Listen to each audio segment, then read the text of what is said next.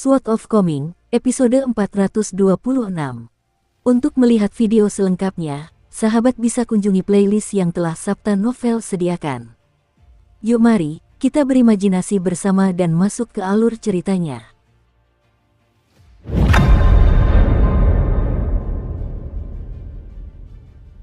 Tepat ketika Zulian berpikir bahwa perjalanan berburu hantu ini mungkin tidak ada hubungannya lagi dengannya, pintu rumah besar itu tiba-tiba terbuka, dan seseorang keluar. Zulian tak kuasa bertanya, "Tuan muda, apakah dia kekasih hantu wanita itu?" Dia tampak sangat mengesankan, dan sepertinya kedudukannya tidak kalah dengan kedudukan Nyonya Xiao Luan sebagai Dewi Sungai di Sungai Angsa Putih. Orang yang keluar itu bertubuh tegap dan mengenakan baju zirah, dan ada seekor ular hijau bermata emas melilit lengannya dan mengeluarkan kabut putih melingkar ke udara saat bernapas. Ini sangat mirip dengan asap dupa yang mengepul di kuil-kuil. Chen Pingan mengenali orang ini, karena pernah melihatnya muncul di Sungai Bunga Bersulam bersama Suruo. Sangat mungkin bahwa dia adalah dewa sungai dari Sungai Bunga Bersulam atau Sungai Anggur Berkualitas. Ada banyak aspek menarik tentang Sungai Bunga Bersulam, Sungai Anggur Berkualitas, Gunung Mejago, dan rumah besar ini, dan Weibo pernah mengungkapkan bahwa tempat-tempat ini secara diam-diam digunakan untuk menekan sisa kekayaan bangsa air ilahi yang hancur. Dengan demikian, dewa-dewa sungai dari Sungai Bunga Bersulam dan Sungai Anggur Berkualitas menikmati status yang sedikit lebih tinggi daripada dewa-dewa sungai lain yang memerintah wilayah dengan ukuran dan kepentingan yang serupa. Chen Pingan menerobos penghalang gunung dan air tanpa izin dan dengan seenaknya menerobos masuk ke kediaman klan Chu adalah kejahatan serius menurut hukum penyegelan gunung Kekaisaran Li Agung. Dewa Sungai-Sungai Bunga Bersulam menegur dengan suara serius. Bahkan seorang immortal resmi akan kehilangan kewarganegaraan dan pengakuannya sebagai immortal resmi jika mereka melanggar hukum ini. Mereka juga akan diasingkan hingga ratusan bahkan ribuan kilometer jauhnya. Di mana Lady Chu? Tanya Chen Pingan dengan bingung. Dewa Sungai melambaikan tangan dan menjawab, dia sudah lama meninggalkan kediaman ini. Lagi pula, rumah besar ini sudah memiliki pemilik baru. Karena kau memiliki tablet perdamaian dan keamanan, masalah ini sudah tercatat dalam dokumen Kementerian Upacara. Aku mengizinkanmu untuk segera pergi sekarang. Jangan sampai hal ini terjadi lagi. Chen Pingan menangkupkan tinjunya dan bertanya, bolehkah aku bertanya, Dewa Sungai, di mana Lady Chu sekarang? Dewa Sungai Agung yang berjalan di dunia dengan tubuh ilahinya sedikit mengerutkan kening dan melirik pedang di punggung Chen Pingan sebelum menjawab, aku hanya tahu bahwa Nona Chu pergi ke Akademi Pemandangan Danau. Seorang sarjana meninggal di sana, jadi dia ingin pergi untuk mengambil jenazahnya. Bagaimanapun, dia pasti tidak akan kembali ke sini dalam waktu dekat. Chen Pingan menghela napas mendengar ini. Ini kemungkinan besar akan berakhir sebagai perjalanan yang sia-sia, jadi dia mulai merasa sedikit sedih karena telah membuang 2 jimat kertas kuning. Dia meminta maaf kepada Dewa Air, berkata, saya minta maaf karena berkunjung begitu gegabah, saya pasti akan lebih berhati-hati lain kali. Dewa Air itu tertawa dingin dan bertanya, apakah masih akan ada kesempatan berikutnya? Sebelum Chen Pingan sempat berbicara, Dewa Air itu melirik sekilas ke arah lelaki tua bungkuk itu dan melanjutkan, apa, kau merasa bisa seenaknya melakukan apapun hanya karena kau seorang seniman bela diri tingkat pengembara jauh? Zulian tiba-tiba mengusap wajahnya, menoleh ke Chen Pingan dan berkata, Tuan muda, saya mohon, izinkan saya bertarung melawannya. Dia terlalu mudah dikalahkan, dan dia memang pantas dihajar. Sebagai imbalannya, saya pasti akan memberi Tuan muda koin tembaga esensi emas. Chen Pingan memberi isyarat dengan matanya bahwa Zulian tidak perlu bertarung dengan Dewa Sungai untuk memverifikasi situasi. Hantu perempuan berbaju pengantin kemungkinan besar tidak ada di rumah besar itu. Chen Pingan tersenyum kepada Dewa Sungai dan berkata, kami pamit sekarang. Pada saat itu, kepulan asap hitam tiba-tiba muncul di belakang kediaman klan Chu, menimbulkan keributan besar saat menerjang dengan dahsyat. Kemudian asap itu mendarat di tanah dan berubah menjadi seseorang yang mengenakan jubah hitam. Tuan Gu, bukankah Anda sedang memperbaiki akar gunung dan urat air? Tanya Dewa Sungai dari Sungai Bunga Bersulam tanpa ekspresi. Chen Pingan tidak pernah menyangka bahwa pemilik kediaman saat ini adalah Dewa Yin dari klan Gu yang pernah melindunginya dan para sahabatnya dalam perjalanan panjang mereka. Tidak hanya itu, tetapi dia juga ayah dari Guken. Dewa Yin mengangguk sebagai tanda setuju kepada Chen Pingan. Setelah itu ia tersenyum tipis kepada Dewa Sungai dan menjelaskan, aku mendeteksi seorang kultivator yang menghancurkan penghalang barusan, tetapi awalnya aku tidak memperhatikan situasi tersebut karena aku tahu bahwa Yang Mulia Dewa Sungai secara kebetulan sedang memeriksa perkembangan di kediaman tersebut. Namun, setelah mengingat situasi kacau Kekaisaran Li Agung saat ini, saya menjadi khawatir bahwa mungkin ada seorang kultivator dari negara Sui Agung yang mencoba merusak fondasi negeri ini secara paksa. Tanpa diduga, ternyata itu adalah wajah yang familiar yang datang berkunjung. Dewa Sungai menyipitkan matanya dan berkata, Tuan Gu pernah menemani Chen Pingan ke negara Sui Raya waktu itu, jadi memang bisa dikatakan beliau adalah wajah yang familiar. Mungkin Tuan Gu ingin mengundang Chen Pingan masuk dan menyiapkan hidangan mewah untuk menyambutnya. Dewa Yin dari klan Gu tertawa terbahak-bahak dan menjawab, karena aku adalah tuan baru kediaman ini, tentu saja aku tidak berani menunda urusan penting yang ada. Aku hanya akan berbicara sebentar dengan Chen Pingan sebelum mengantarnya keluar dari wilayah hukum kediaman klan Chu. Memperbaiki akar gunung dan urat air adalah tugas sensitif yang tidak bisa ditunda. Karena itu, saya harap Tuan Gu tidak menunda terlalu lama, jika tidak, saya pasti akan memenuhi kewajiban saya dan mencatat kelalaian tugas Anda dalam dokumen resmi, kata Dewa Sungai itu. Kemudian dia berbalik dan melangkah masuk ke dalam rumah besar itu. Dewa Yin dari klan Gu menangkupkan tinjunya sebagai tanda terima kasih sebelum berjalan menghampiri Chen Pingan. Sebelum Chen Pingan yang gembira sempat membuka mulut dan mengatakan apapun, Dewa Yin tertawa terbahak-bahak dan berkata, tidak ada yang bisa kulakukan tentang ini. Setelah menemanimu ke negara Sui Agung waktu itu, aku diberi posisi sulit oleh Kementerian Upacara. Aku menjadi dewa gunung biasa, jadi aku tidak bisa melakukan apapun yang kuinginkan dan karena itu tidak bisa mengundangmu masuk ke dalam rumah besar ini sebagai tamu. Chen Pingan tersenyum dan menjawab, itu bukan masalah. Akan ada banyak kesempatan di masa depan, dan tempat ini juga tidak terlalu jauh dari prefektur Mata Air Naga. Dewa Yin tiba-tiba membungkuk dalam-dalam, raut wajahnya penuh kesedihan saat dia berkata, dulu aku pergi tanpa mengucapkan selamat tinggal, dan aku tidak berani menyebutkan masalah pribadi karena tugas resmi yang sedang kulaksanakan. Sekarang aku adalah Dewa Kekaisaran Li Agung, aku dapat memanfaatkan kesempatan ini untuk mengungkapkan rahasiaku meskipun aku tidak dapat meninggalkan tempat ini dengan bebas karena tanggung jawabku. Mengungkap rahasia ini juga akan membuatku merasa lebih tenang. Alpha S. Senyum muncul di wajah Dewa Yin setelah dia mengatakan ini, dan dia menyalurkan kemampuan mistis yang menyebabkan penampilannya yang awalnya kabur menjadi semakin tajam dan jelas. Aku mirip siapa? Tanyanya. Chen Pingan mengamati penampilannya sejenak sebelum berseru dengan takjub, tidak mungkin itu. Dewa Yin tertawa terbahak-bahak, sekali lagi menangkupkan tinjunya sambil berkata, Chen Pingan, berkatmu Guken berhasil mendapatkan kesempatan besar yang telah ditakdirkan ini. Ini adalah hutang budi yang sangat besar, dan tidak berlebihan jika kukatakan bahwa aku rela melakukan apa saja untuk membalas budimu. Chen Pingan membutuhkan waktu lama untuk menenangkan diri setelah mendengar pengungkapan yang mengejutkan itu, dan dia bergumam, pantas saja aku punya firasat bahwa paman selalu mengawasiku secara diam-diam. Dulu, aku pikir paman punya motif tersembunyi. Paman Gu, seharusnya paman memberitahuku sejak awal. Setelah itu, mereka mengobrol tentang beberapa hal sepele mengenai orang-orang dan peristiwa di Gang Fas Tanah Liat, dan tak lama kemudian mereka tiba di dekat gunung dan penghalang air yang menyembunyikan rumah besar itu. Ekspresi sedih terpancar di wajah Dewa Yin saat dia berkata, aku tidak berani melanggar aturan.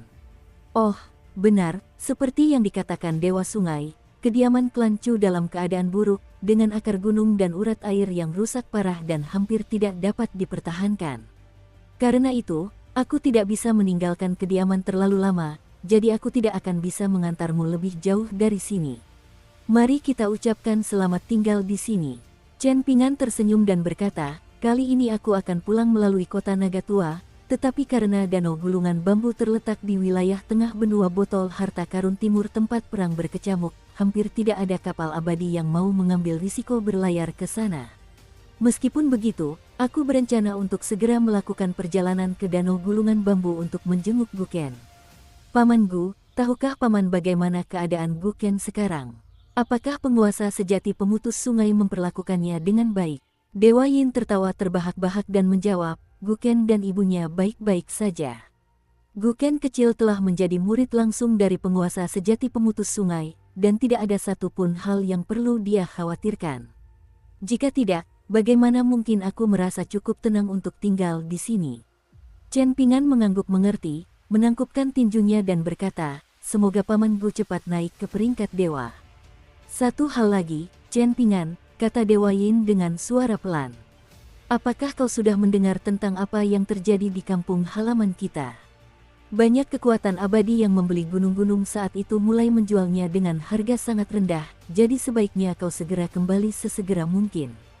Jika beruntung, kau mungkin bisa membeli 1 atau 2 gunung dengan harga yang sangat bagus. Pastikan kau tidak melewatkan kesempatan luar biasa seperti itu. Chen Pingan tersenyum dan menjawab, aku sudah mengetahui hal ini.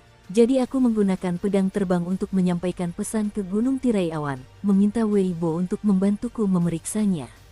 Dewa Yin melambaikan tangannya, menyebabkan sebuah pintu besar muncul di penghalang gunung dan air. Chen Pingan melangkah masuk, berbalik dan menangkupkan tinjunya sebagai tanda perpisahan.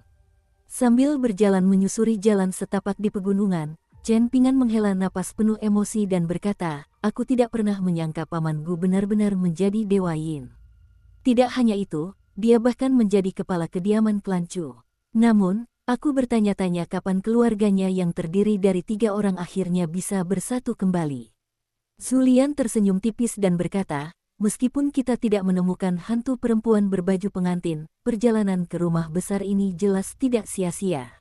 Sama seperti Gunung Gotabel yang disebutkan Tuan Muda kepadaku sebelumnya, itu adalah tempat yang malang di mana Wei Bo direduksi menjadi tidak lebih dari seorang penguasa gunung, salah satu dewa peringkat terendah. Namun, pada saat yang sama, itu juga merupakan tempat ajaib di mana Wei Bo dengan cepat naik menjadi dewa resmi Gunung Utara Kekaisaran Li Raya. Inilah sifat dunia yang tak terduga. Chen Pingan menarik napas dalam-dalam dan berkata, ayo pergi, sudah waktunya menuju kota Lilin Merah. Mereka berdua mempercepat langkah sedikit, menuju kota Lilin Merah tempat Pei Qian dan Si Rou menunggu mereka. Chen Pingan dan Zulian terus mengobrol santai sepanjang perjalanan hingga mereka berada puluhan kilometer dari gunung tempat rumah besar itu berada. Zulian memperlambat langkahnya, dengan hati-hati memampatkan suaranya menggunakan kekuatannya sebagai seorang ahli bela diri, lalu tiba-tiba bertanya, apa yang harus kita lakukan selanjutnya, Tuan Muda? Ekspresi Chen Pingan tetap tenang dan terkendali saat ia juga meringkas suaranya dan menjawab, tidak perlu terburu-buru. Kita akan merencanakan langkah selanjutnya setelah tiba di kota Lilin Merah. Jika tidak, Paman Gu pasti akan menghadapi bahaya besar. Di pintu masuk rumah besar klan Chu, Dewa Sungai dari Sungai Bunga bersulam memasang ekspresi muram saat menatap Dewa Yin yang perlahan kembali, dan dia memarahi dengan suara tegas, Gu Tao, sudah kukatakan padamu untuk patuh tinggal di dekat sumber air keberuntungan utama di rumah besar ini dan tidak bergerak selangkah pun. Namun, kau malah berani keluar tanpa izinku. Dewa air bertubuh kekar yang lengannya dililit ular hijau itu menggoyangkan lengannya dan menyebabkan ular itu membuka matanya. Setelah ular itu meluncur ke tanah, ia melilitkan tubuhnya sekali lagi dan berubah menjadi ular raksasa yang setebal ember air. Kemudian ia perlahan meluncur ke depan, menggunakan tubuhnya untuk menciptakan lingkaran besar yang mencakup tuannya dan Gu Tao. Lalu ia mengangkat kepalanya dan menatap dingin Dewa Yin itu. Dewa air mengangkat tangan dan membuat gerakan meraih, menyebabkan tombak panjang langsung muncul di genggamannya. Tombak itu halus dan berkilauan dengan cahaya keemasan seperti air, dan Dewa air mencibir, Guru Kekaisaran mengatakan bahwa aku dapat menghancurkan setengah jiwamu jika kau berani melakukan pelanggaran apapun. Jika kau tidak mau menyerah dan menerima hukuman ini, maka kau dapat mencoba meminjam kekuatan kediaman klan Chu untuk melawan. Gu Tao tetap tak bergerak, dengan ekspresi tak berdaya di wajahnya saat ia menjelaskan, aku hanya meninggalkan rumah besar ini karena ingin mengungkapkan rahasia itu kepada Chen Pingan. Rahasia itu telah menghantuiku terlalu lama, dan aku merasa harus mengungkapkannya. Kau datang ke sini untuk misi resmi kali ini, dan kau juga telah memperingatkanku sebelumnya, jadi aku menerima hukuman ini. Namun, aku harap kau bisa menjawab satu pertanyaan sebelum menghukumku. Mengapa aku bahkan tidak diizinkan bertemu Chen Pingan? Aku harap kau bisa memberikan penjelasan yang baik untuk ini. Jika tidak, aku akan merasa tidak puas meskipun aku menerima hukuman ini. Dewa Sungai menatap tajam Dewa Yin. Dia tidak ragu-ragu apakah dia harus menghancurkan separuh jiwa Gu Tao atau tidak, melainkan mempertimbangkan apakah dia harus langsung menghancurkan seluruh jiwa Gu Tao. Terserah padanya apakah dia akan membunuh atau mengampuni Gu Tao. Bagaimanapun, sudah pasti Gu Tao akan menderita kesakitan dan hukuman yang berat. Namun, Dewa Sungai memang membutuhkan bantuan Gu Tao untuk memperbaiki keberuntungan kediaman klan Chu saat ini. Bagaimanapun, wilayah ini termasuk dalam yurisdiksi Gunung Utara, dan sebagai dewa resmi pertama dari 5 gunung Kekaisaran Li Agung, Wei Bo semakin menunjukkan kekuatan dan martabatnya sebagai dewa yang perkasa seiring berjalannya waktu. Dukung terus channel YouTube Sabta Novel. Karena itu, Dewa Sungai dari Sungai Bunga Bersulam perlu memberitahu dan meminta bimbingan dari guru kekaisaran mengenai kapan ia harus menghukum Gu Tao dan menghancurkan separuh jiwanya. Pada saat yang sama, ia juga perlu melaporkan masalah ini kepada Wei Bo sesuai dengan hukum Kekaisaran Li Agung.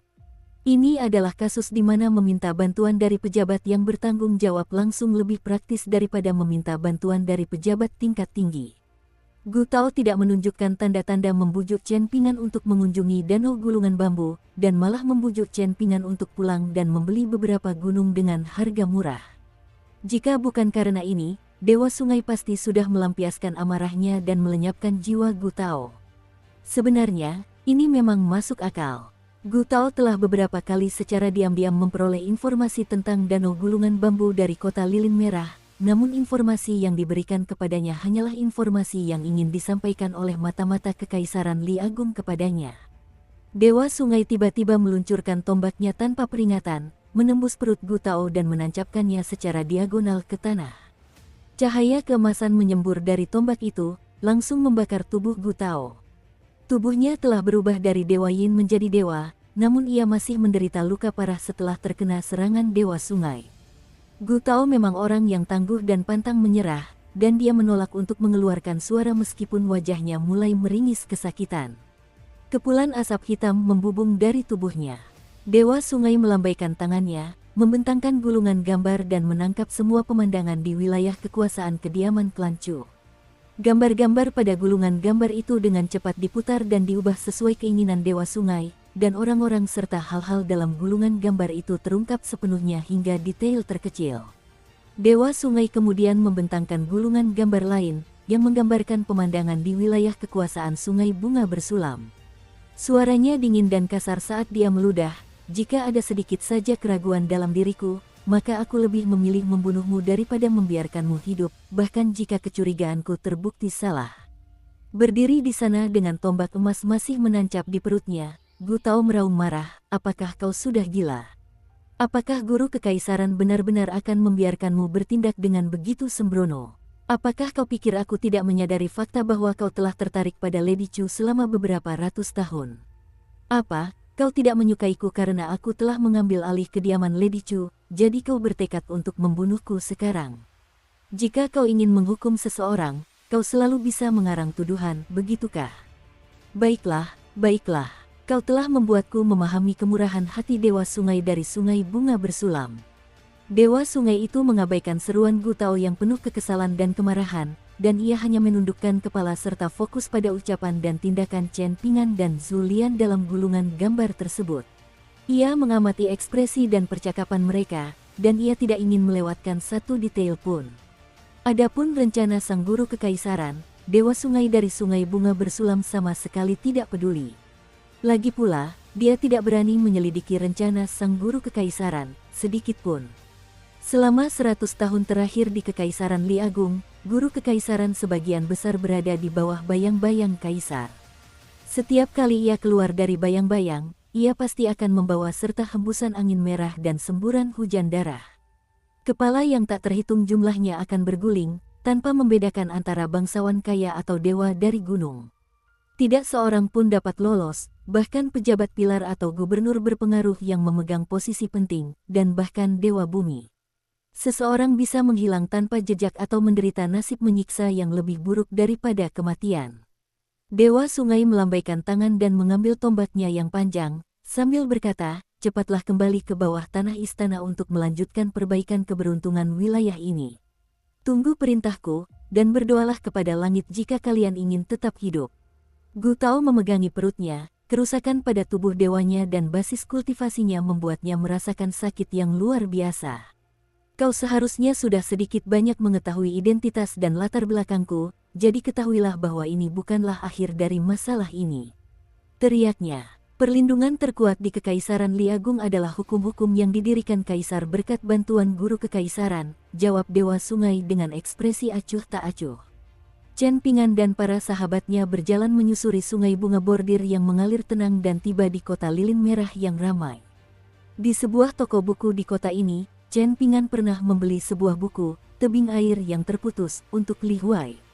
Pei Qian dan Si Rou menginap di penginapan yang pernah ditempati Chen Pingan beberapa tahun lalu. Setelah memasuki ruangan, Pei Qian hendak menceritakan kepada tuannya tentang semua hal menyenangkan dan menghibur di kota lilin merah. Namun, dia segera menghentikan dirinya sendiri setelah melihat ekspresi Chen Pingan. Zulian menutup pintu dan berdiri di dekat jendela. Chen Pingan tetap khidmat dan diam. Ketika akhirnya ia berbicara, ia langsung berkata, "Aku telah mengubah rencanaku dan tidak akan kembali ke prefektur mata air naga terlebih dahulu. Zulian, kau urus Pei Qian dan Si Rou dan pergilah ke Gunung Tertindas. Ada stasiun feri abadi di negara Istana Kuning, jadi aku akan pergi ke sana untuk mencoba keberuntunganku. Mungkin akan ada kapal abadi ke Danau Gulungan Bambu. Jika tidak ada, dan jika aku tidak punya pilihan lain, maka aku akan pergi ke Danau Gulungan Bambu dengan berjalan kaki. Bagaimanapun, akan sangat sulit bagiku untuk pergi setelah aku kembali ke prefektur mata air naga." Zulian berpikir sejenak sebelum berkata perlahan, "Aku tahu teknik penyamaran yang lumayan, jadi mengapa aku tidak menyamar sebagai tuan muda sementara tuan muda menyamar sebagai orang lain secara acak? Dengan begitu kita bisa mencari kesempatan yang tepat agar tuan muda meninggalkan kota lilin merah terlebih dahulu, dan kita semua akan tinggal di sini beberapa hari lagi. Ini akan memberi kita peluang yang sedikit lebih baik untuk berhasil. Kita mungkin tidak bisa menipu lawan kita, tetapi mencoba tidak akan merugikan." Si Rou sangat bingung. Pei Qian merasa semakin bingung. "Tuan muda, Anda sendiri selalu mengatakan ini, kita tidak boleh terburu-buru, dan kita harus selalu melakukan segala sesuatu selangkah demi selangkah," tambah Zulian dengan tenang. Chen Pingan tersenyum dan menjawab, "Tenang saja, saya tahu apa yang saya lakukan." Zulian mengangguk dan berkata, "Tuan muda memang orang yang teliti dan cerdas. Jika tidak, Cui Dongshan mungkin sudah kalah dalam permainan Go ini begitu tuan muda tiba di prefektur mata air naga." Dengan Dewa Sungai dari Sungai Bunga bersulam muncul lebih dulu dan kemudian Paman Gu bergegas datang setelahnya, Chen Pingan menyadari ada sedikit aura yang familiar. Oleh karena itu, Chen Pingan memilih untuk tetap diam saat itu, menunggu Paman Gu berbicara terlebih dahulu. Dia tidak menyapa Gu Tao dan langsung memanggilnya Paman Gu. Tentu saja, Paman Gu telah menyampaikan pesan tersirat dalam kata-katanya, mengungkapkan identitasnya sebagai ayah Guken untuk pertama kalinya. Dengan demikian, Chen Pingan telah bekerja sama dengan Paman Gu dan menggelar pertunjukan untuk Dewa Sungai. Apakah ini sekadar mengingatkan Chen Pingan untuk segera kembali ke prefektur mata air naga untuk membeli beberapa gunung? Apakah maksudnya Guken dan ibunya baik-baik saja di Danau Gulungan Bambu? Chen Pingan bisa saja menganggap kebalikan dari pertanyaan-pertanyaan ini sebagai benar. Selain itu, terdapat rasa saling pengertian diam-diam antara Chen Pingan dan Gu Tao, dan keduanya memastikan untuk tidak mengucapkan sepatah kata pun atau melakukan kontak mata tambahan. Mereka tahu bahwa Dewa Sungai pasti sedang mengawasi mereka secara diam-diam. Setelah itu, Zulian membantu Chen Pingan menjelaskan rencana tersebut secara lebih rinci. Misalnya, mereka akan menaiki perahu kecil dan menikmati anggur bunga unik yang disajikan oleh pramugari perahu malam itu. Ada banyak orang dan banyak pasang mata di tempat-tempat seperti itu, menjadikannya lokasi yang optimal untuk diintai. Chen Pingan melepas jubah daunnya, anggur manis emas, yang sangat dibutuhkannya untuk pergi ke Danau Gulungan Bambu setelahnya, dan ia berganti pakaian menjadi jubah biru langit agar Zulian lebih mudah menyamar sebagai dirinya dan pergi ke Gunung Tertindas nanti. Jika tidak, akan tampak terlalu aneh jika Zulian tiba-tiba pergi ke Gunung Tertindas tanpa anggur manis emas. Dengan cara ini, Chen Ping'an dan Zhu Lian terus meneliti dan menyempurnakan rencana mereka. Pei Qian dengan patuh duduk di samping mereka, tidak mengganggu mereka atau membuat lelucon yang tidak tepat waktu. Si Rou berjaga di dekat jendela. Dia tidak berpikir bahwa Zhu Lian memanfaatkan situasi untuk keuntungannya sendiri dengan menyarankan agar dia dan Chen Ping'an minum anggur bunga. Di malam hari, Chen Ping'an dan Zhu Lian meninggalkan penginapan, menikmati anggur bunga bersama para pramugari kapal. Chen Ping'an duduk tegak dan rapi sepanjang waktu, sementara Zhu Lian menikmati situasi seperti ikan di air. Ia menikmati percakapan akrab dengan pramugari kapal muda itu, membuatnya menyesal karena dilahirkan terlalu terlambat. Keesokan harinya, Chen Ping'an berjalan-jalan di kota lilin merah bersama Pei Qian, membeli berbagai macam barang. Mereka sudah hampir sampai rumah, dan musim dingin juga akan segera tiba, jadi sepertinya mereka membeli barang-barang untuk persiapan tahun baru. Seorang pria paruh baya berpenampilan biasa saja meninggalkan kota lilin merah dengan diam-diam. Ia tidak menaiki kapal untuk menyusuri sungai bunga bersulam, melainkan memilih jalan resmi yang ramai untuk meninggalkan kota dan menuju perbatasan. Saat mendekati perbatasan, ia tidak menunjukkan paspor atau dokumen perjalanannya untuk memasuki negara Istana Kuning melalui jalur resmi. Sebaliknya, ia seperti seorang kultivator pengembara yang bebas, dengan mudah menyeberangi pegunungan yang menjulang tinggi dan puncak-puncak yang megah. Setelah itu, ia melakukan perjalanan siang dan malam dengan sedikit istirahat. Pria paruh baya yang tampak lelah karena perjalanan itu tiba di stasiun feri abadi di negara Istana Kuning, namun ia tidak secara eksplisit menanyakan kepada pengawas stasiun tentang kapal abadi menuju Danau Gulungan Bambu.